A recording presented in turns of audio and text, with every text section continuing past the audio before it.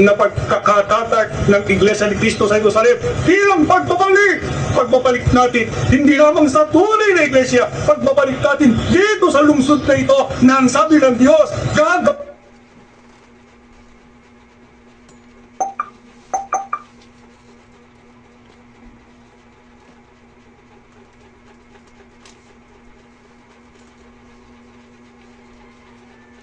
Magandang tanghali po sa lahat ng aming mga kapatid at sa mga kababayan namin. Ngayon po, meron po tayong bigyan ng reaksyon. Itong hula po sa Biblia na natupad po sa Iglesia ni Cristo na ito po'y naibalik sa kanyang dating tahanan.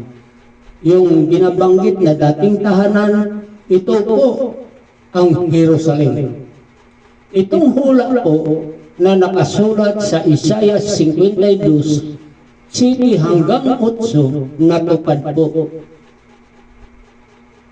Patuloy po natin itong pakinggan. kung pamalagyan kung taana kung sasabihin ng iba na hindi sila naniniwala na sa atin natupad yan. Noong bang hulaan ng iglesyang ito, noong bang ipahayag ng Diyos ang pagsusugo niya sa huling araw.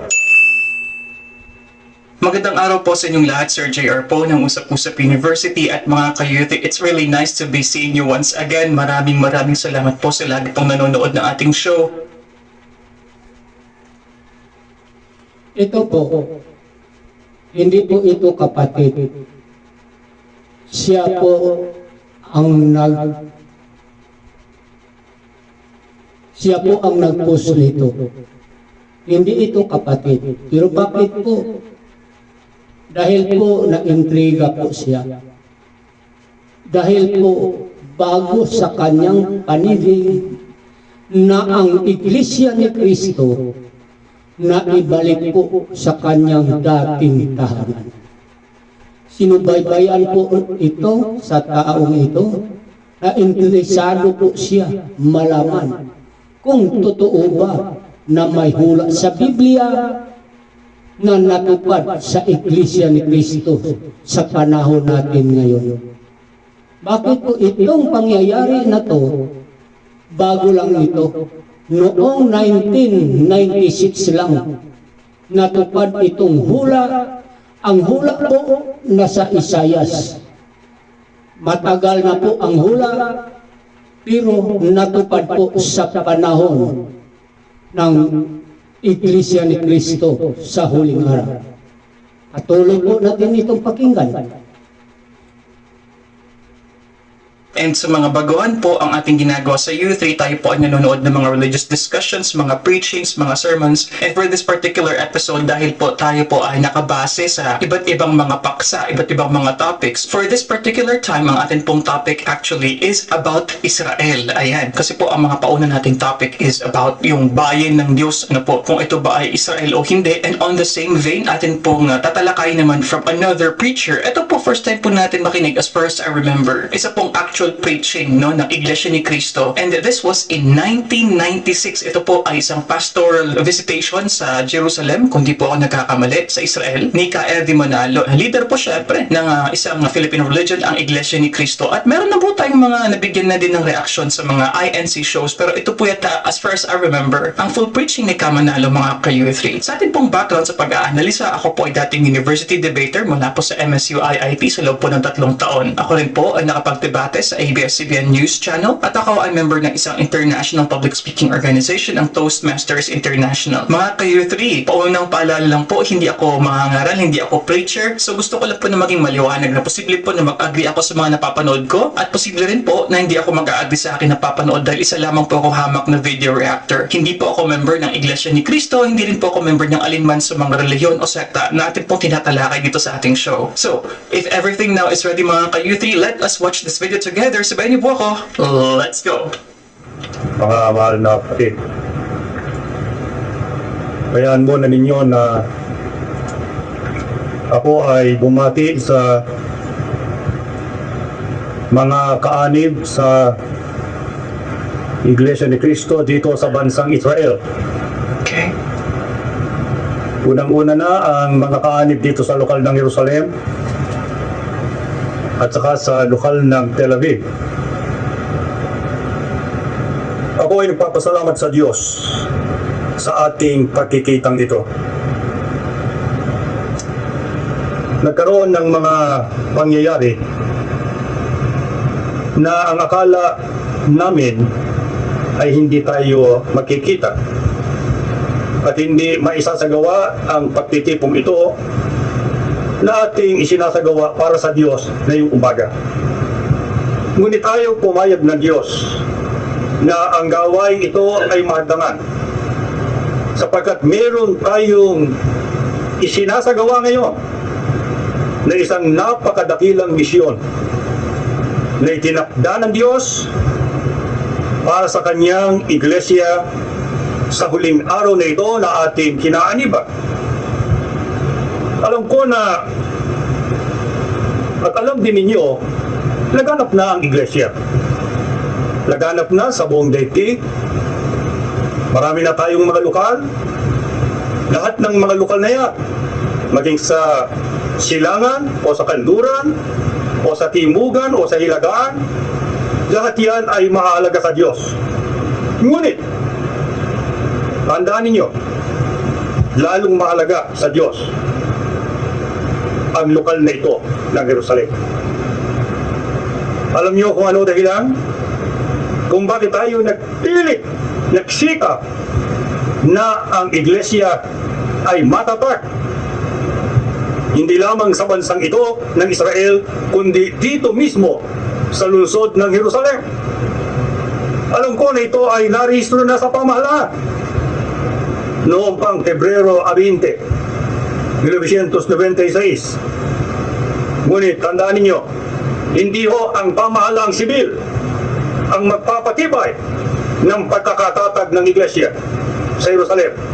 Ang pamahalaan ng Diyos ang siya lamang tanging makapagbibigay pasiyat sa pagtatatag ng iglesia o ng lokal na ito. Ulitin natin, bakit napakahalaga sa Diyos nitong Jerusalem? Jerusalem? Bakit tayo narito ngayon sa Jerusalem at itinatatag ang iglesia ni Cristo? Pakinggan ninyo ang pahayag ng banal na kasulatan dito sa awit 132. Pakinggan ninyong mabuti sa 13 hanggang 16. O Panginoon, pinili mo ang Jerusalem bilang iyong tahanan. Ano ang Jerusalem? Tanging-tangi ito sa Diyos. Pinili ito ng Diyos. Upang ano? Upang maging kanyang tahanan. Bakit? Ano ba ang sabi ng Diyos? Noong ito ay piliin niya. Alam niyo kung gaano katagal na? 3,000 taon na. Hanggang ngayon. Mula nang itatag o itayo ng haring si David, ang lungsod na ito bilang punong lungsod ng bayang Israel at maging bayan ng Diyos. Ano sabi ng Diyos nung ito ay itatag ng haring si David? Sa 14. Ito ang aking pamalagiang tahanan kung saan ako mananahan, sinabi mo. Sapagkat ganito na ang ibig ko noon pa. Gagawin kong Ano po ang sabi ng Diyos? Nung itatag ito bilang punong lungsod ng bansang Israel, ang sabi ng Diyos, ito ang aking pamalagiang tahanan. Pamalagian. Paano mabubura ang Jerusalem? Paano mawawala sa mapa ng bayan ng Diyos ang Jerusalem? Ang sabi ng Diyos, hindi lamang pinili niya para maging tahanan niya, ito'y permanente. Pamalagya, hindi po pwedeng mabago. Kaya, Pamalagya. ano pangako ng Diyos? Ano ipinangako niya noong ito'y gawin niyang kanyang tahanan? Pakinggan ninyo sa 15. gagawin kong maunlad ang lungsod na ito at ubusugin ko ng pagkain ang kanyang mga dukha Dadamtan ko ng kaligtasan ang kanyang mga saserdote. Ang kanyang mga banal ay sisigaw sa kagalakan. Narinig nyo? Ano pangako ng Diyos? Pinangakuan niya ito ng kapalaran. Pinangakuan niya ito ng kagalakan. At ito lahat, pinangakuan niya ang mga mamamayan nito ng kaligtasan. Subalit, alam natin ang kasaysayan ng Jerusalem. Okay, before we continue mga ka-U3, so siguro po nagtataka kayo bakit walang video. Nakalimutan ko din po yata ang intro kanina. Na ito po pala ay isang audio lamang po na copy, ano? So I was told by our staff na ito po ay full preaching naman, kaso nga lang wala po tayong video nito. And our editors did their best na maging malinis yung audio copy dahil 1990s pa po itong kopya na ito. So mabalik na po tayo so far sa narinig po natin sa preaching. So Ka-RD here is saying about the importance of Jerusalem. And actually, before we stopped, he was actually discussing about the history of Jerusalem. I am curious kung ano po ang perspective ng mga members ng Iglesia ni Cristo dito. Does it still stand? Because if you look at the Bible as already what was read na actually, ano pa nga, oratory yung style ng kanilang reader. You know, like that. So old school, I would say 1920s, 1930s style of oratory, mga ka-U3, ano po. Pero yung nga, the emphasis was Jerusalem in particular was chosen by God, and there will be a kind of promise of, according to Ka-RD here, salvation, a promise of progress, mga ka-U3, magiging maunlad. Now, I am curious if Iglesia ni Cristo members still value Jerusalem right now or the state of Israel as God's chosen land, or ang perspective ng quote-unquote bayan ng Diyos would be different. Kasi titingnan naman po natin, di ba mga concept po ng New Jerusalem, hindi lamang po yan sa Kingdom of Jesus Christ, pero meron po sa iba din po ng mga sekta noon, mga denominasyon na Christian religions, na there is a reference to a particular New Jerusalem. I'm also curious about that kung mag-discuss po dito ni Ka-RD. Ang isang bahagi, narinig ninyo kanina? Ano nangyari sa Israel? Ano nangyari sa unang bayan ng Diyos? Hindi ko natalikod? Ano nangyari sa mga Israelita? Hindi ba sila itinihag ng Babylonia sa panahon ng haring si Nabucodonosor? Ano nangyari sa bayan ng Diyos? Look at this. Noon, hindi ba sila natalikod? Hindi ba sila ay itinakwil? Ano nangyari sa kanilang templo na siyang tahanan ng Diyos? Hindi ba winasak? Hindi lamang ng Babylonia, winasak din ng hukbong Romano noong anyo 70. At anong ginawa sa lungsod na ito? Ito ay iginuho at walang natira, kundi ang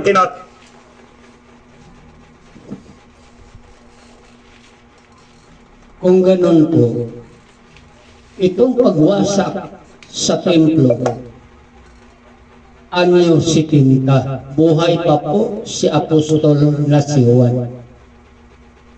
Dahil po si Apostol Juan, pinatay po noong 99 AD. Samantala, itong sa pagwasak sa templo ng Diyos, anyo 70. Kung ganun, buhay pa po si Apostol na si Juan. Patuloy po natin itong pakinggan. tawag na Western Wall na siyang Wailing Wall, ang pinatatayuan ng templo. Ang naroon ngayon ay moske ng relihiyong Islam. Kaya kung kayo ay nagtutur at pinaliliwanagan kayo ng mga tourist guide ng kung ano-ano, nagikuno ay doon si Kristo dinapuan sa krus, doon siya inilibing. Di totoo. Palibay, dala-dalawa pa ang lugar na itinuturong pinaglibingan. Ano pong ibig sabihin niya? Wala nang makitang bakas ng unang kalagayan ang lusod na ito ng Jerusalem. Kaya ang aking tanong na ito, hindi ba ang sabi ng Diyos, ito'y kanyang pamalagiang tahanan? Bakit nangyari yun sa Jerusalem?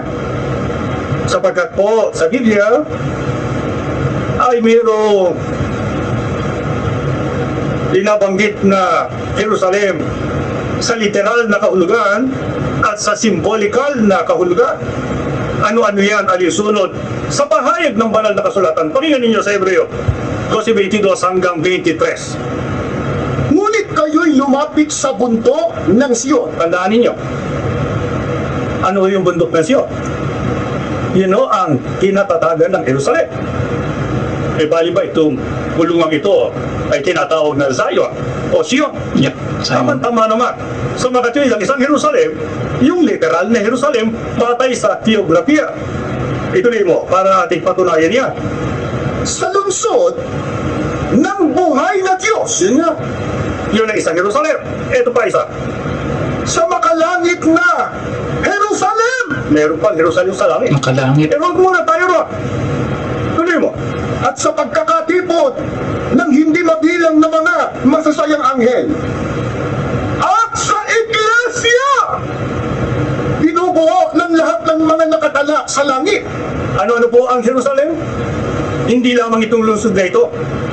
Kaya maski durugin ang lungsod na ito, maski nabawasa ang lungsod na ito, hindi mawawala ang Jerusalem na tahanan ng Diyos. Bakit? Sapagkat alinsunod sa Biblia, mayroon pa tinatawag na Jerusalem, yung iglesia. Alam niyo kung anong iglesia? Napakagandang iglesia. Isipin ninyong sabi ko sa 23, ulitin mo, at sa iglesia, At sa iglesia, binubuo ng lahat ng mga nakatala sa langit. yung iglesia na ang mga miyembro, ang mga kaanib, ay nakarehistro sa langit. Ano po ibig sabihin sila ay nakatala sa langit? Sila ang nakatala na magiging mamamayan sa langit pagdating ng araw. Pagdating nung makalangit na Jerusalem. Yung bayan pa no, doon kayo kagahat. Pagka-restrati kayo sa iglesyang binabanggit niya na isinasakisag ng Jerusalem. Siguradong may sakta. Ay Jerusalem itong lusod na ito. Merong iglesia, mamaya aalamin natin kung ano yung iglesia na Jerusalem din na nakatala sa langit.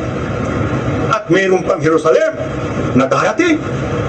Ang bagong Jerusalem, ang bayang banal, ang Jerusalem sa kalangitan. Yan ho ba ang sinasabi natin yan maaaring diskusyonin o tutula ng iba. At sabihin, bakit naman? Pati ba naman iglesia ay naging Jerusalem? Kaya itatanong natin, kukuha tayo ng magpapatotoo. Hindi mga taong pangkaraniwan, mga eskola sa Biblia. Tinatanggap ba nila na mayroong iglesia na isinasagisag ng Jerusalem? Aling iglesia yun? Basahin mo kapatid na Arnel sa kanila ang aklat at pagkatapos ay basahin mo kung ano ang isinasaad ng aklat na yan. Yan ay Biblia. Pero merong mga komentaryo o paliwanag ng mga nagsalit o ng mga gumawa ng edisyong yan. Master Study Bible, King James Version. Sa pahina 1840. Opo. Isang tawag, Hindi, yun mo ng paksa yun. Sion, Zion. Isang tawag, ukol sa Jerusalem. Mateo 21:5, Juan 12:15. O kaya, ay pangalang simbolikal ukol sa Iglesia ni Cristo. Roma 9:33. Kaya tutunayan ba ng mga eskola? Dito po, ang nagpatunay po, hindi Iglesia ni Cristo. Ang nagpatunay po, yung mga taong scholar, na sila po nagpatotoo na ang Iglesia po, tinatawag ding Jerusalem. Patuloy po natin itong pakinggan. Na mayroong iglesia ang Jerusalem din? Meron. Pero hindi opinyon. Merong mga sitas na ibinigay. Kaya ang paliwanag ay batay sa Biblia. Alin daw pong iglesia yan? Yun daw iglesia ni Kristo. Kung ganoon, ang iglesia ni Kristo ang ipinalit ng Diyos pagkatapos na tumalikod ang unang bayan niya. Bakit? Bakit kailangan palitan? Tandaan nyo, ang Jerusalem ay permanenteng tahanan ng Diyos. Hindi ito pwedeng mawala. Kung mawala man ang lungsod, kung mawala man ang Israel noong una, pinalitan ng Diyos. Ang ipinalit niya ay iglesia. Pero yung tunay na iglesia na ang mga kaanib ay ligtas, yung po ang iglesia ni Kristo. Pero, nakinig ba kayo kanina? Alam ko, pagod na kayo sa paglalakbay ninyo at baka puyat pa kayo dahil sa umaga kayong gumising. So far, naintindihan po natin, merong dalawa na distinguish, ano po, yung isang physical, according to geography, na Jerusalem nga, at yung isa naman na heavenly, makalangit na Jerusalem po. And ang naintindihan po natin so far, according po sa kay Ka-Erdy Manalo here, na ang heavenly Jerusalem, ang banal na Jerusalem, ay equal sa iglesia, no? At ang iglesia daw nga po na ito, according do sa Romans, is iglesia ni Kristo. But I'm curious mga ka-youth about the version that was mentioned here. Kasi kanina yung Master Study Bible daw po, the basis there was King James, no? Kung di po ako nagkakamali. Pero I'm guessing sa other na mga verses, it should probably be yung Lamsa version po, ano? Kung di ako nagkakamali. But anyway, nakikita ko po yung kumbaga progression dito ng topic. And what we understand so far, at least yung nagiging flow po na nakikita ko is that Jerusalem is no more, pero ang iglesia ni Kristo na ang considered as Jerusalem. May po yung nagigets natin so far. So anyway, let's continue. Pero, narinig ninyo ang pala ng kasaysayan. Ano nangyari sa unang iglesia? Yung unang iglesia, isipin ninyo, napakarami naman lugar na maaaring pagtayuan. Pero alin po ang pinili ng ating Panginoong Jesucristo na pagsayuan ng unang iglesia? Hindi ba Jerusalem? Ano nangyari sa iglesia ngayon na natayo sa Jerusalem? Noong mamatay na mga apostol. Hindi lamang nawala ang iglesia, natalikod, yung mismong lokal, yung unang lokal, kung tawagin ni Mother Church, o inang lokal, punong lokal, nawala rin. Kaya maski magbasa kayo ng kasaysayan, hindi ninyo makikita sa kasaysayan ang unang lokal ng iglesia sa Jerusalem. Ano nangyari? Natalo sila ng pag-usik dahil sa baksik ng pag-usik ng Imperyo ng Roma. Dahil sa paghihimaksik ng mga Hudyo sa galit ng emperador, ipinadala ang isang general. At ano ang ginawa sa Jerusalem? Iginuho, iniba, winasak. Ano nangyari sa mga Hudyo? Ano nangyari sa mga unang Kristiyano? Tumakas. Saan nagpunta? Sa Pelia. At kung saan lugar. At ano po ang nangyari sa iglesia? Nawala. Naglaho. Yung nakakita. Yung iba, inaangking sila ay original na iglesia ni Kristo. Pero ang totoo, itinakwil mismo sila ng mga Hudyo. Itinakwil mismo sila ng mga unang Kristiyano. At ang iglesia ay napunta sa Roma. At doon sa Roma, nabago na ang iglesia. At yan ang paglitaw ng iglesia katolika na iglesia tumalikot na sa pagka-Kristiyano. Kaya kanuna naman, paano yung sinabi ng Diyos? Ang Jerusalem ay permanente niyang tahanan.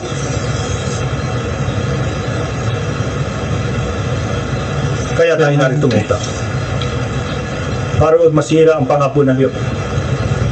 Kaya narito nakasama ko ang mga ministro ng iglesia na karamihan ay galing sa Pilipinas, pero mayroong galing sa Europa, sa Italia.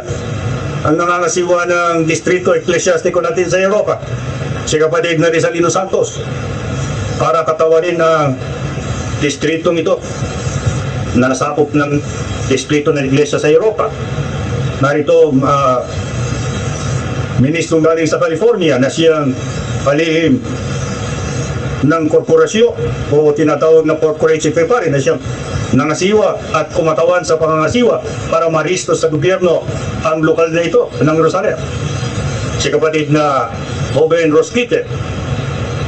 Narito rin ang isang ministro na siyang binabalak namin italaga sa inyo para siyang maging resident minister o tagapangasiwang ng lokal kung siya ay makakakuha ng mga kaukulang pahintulot ng pamahalaan.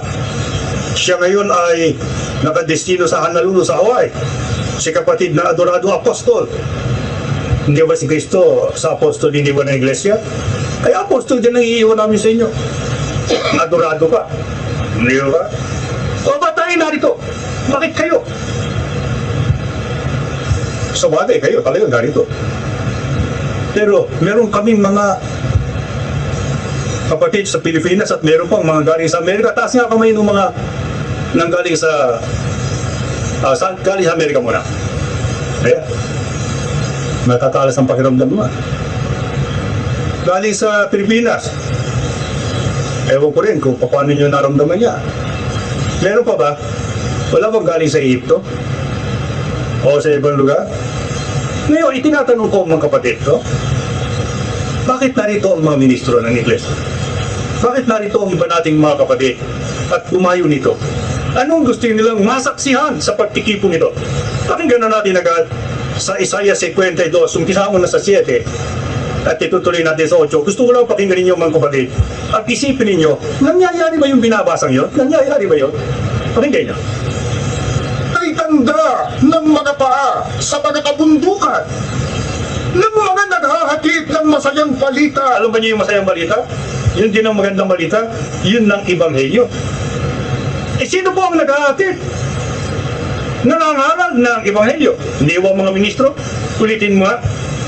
Kay tanda ng mga paa sa mga kabundukan, ng mga naghahatid ng masayang balita, Ng mga ministro.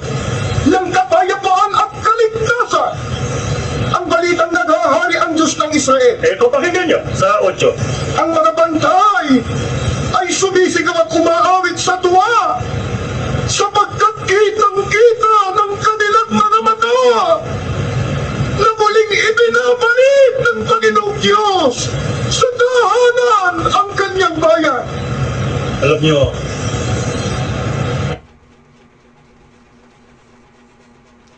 Ito na.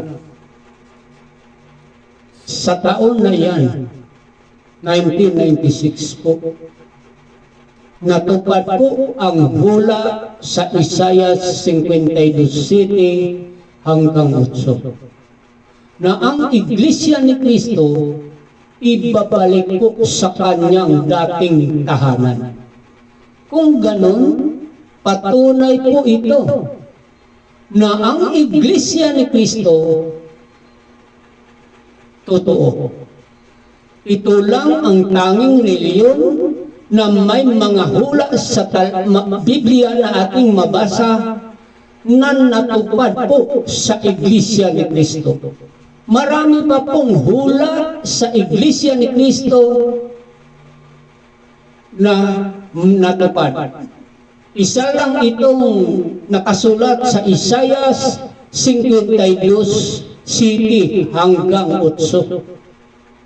Patunay po ito na ang Iglesia ni Cristo, ito po ang tunay na reliyon.